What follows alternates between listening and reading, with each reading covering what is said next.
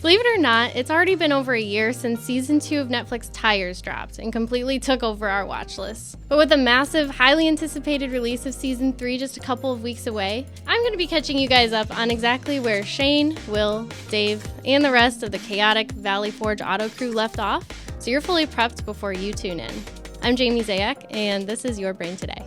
Now, before we deep dive into the season 3 prep, let's take a second to catch up on how we even got here. Tires is an original comedy series created by Steve Gerben, John McKeever, and Shane Gillis that officially premiered on Netflix back in 2024. But long before it was a massive streaming hit, it was an independent pilot that the guys shot on a shoestring budget at Steve's dad's car's garage and threw up on YouTube before any of them achieved mainstream fame. After Netflix saw the explosive success of Shane's first stand-up special, the corporation finally hit something smart and bought the first season of the show. It immediately became one of the most popular Netflix original comedies on the entire platform. I guess that goes to show, if you actually give talented people access to a larger scale production, they'll actually make good things. And Netflix isn't just letting them make a show. They essentially handed them the keys to the entire comedy kingdom. Netflix recently locked Shane down with a massive deal under his new banner, Dad Sick Productions. And this isn't just a standard contract, it's a full-blown comedy empire. The deal includes 2 brand new exclusive stand-up specials, plus full backing to develop, write, and executive produce exclusive films,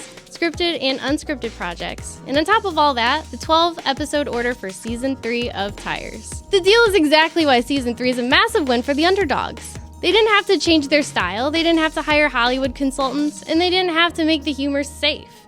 Netflix literally just funded their independent vision on a massive scale. Alright, let's get you guys up to speed with where the boys are actually at.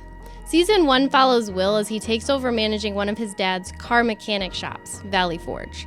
Also at his location is the mechanic Cal, the front desk clerk Kyla, and of course Will's completely reckless, absolute wild card of a cousin, Shane. The main plot kickstarts when Will accidentally orders way too many tires from their supplier. He has to scramble to figure out a marketing plan to show his dad, and his rival manager Dave, that he actually knows how to run a shop. So by the end of season 1, Will comes up with a brilliant, desperate plan. Sell all the excess tires completely at cost, and then upsell the customers on expensive mechanic services once they're already in the garage. And against all odds, it actually worked. That brings us to the beginning of season 2. Things are finally running smoothly for the boys, everyone is making money, and naturally, more money just means more hijinks. Will wants to get a bank loan to expand the company, but he hits a massive roadblock when he finds out his dad actually wants to sell the business and retire. So to save the shop, Will manages to convince Shane's dad, Phil, to buy the company and keep the boys in business. But the victory is short-lived. After completely screwing up their relationship with their main tire supplier, they lose their wholesale discount, meaning they can no longer sell tires at cost,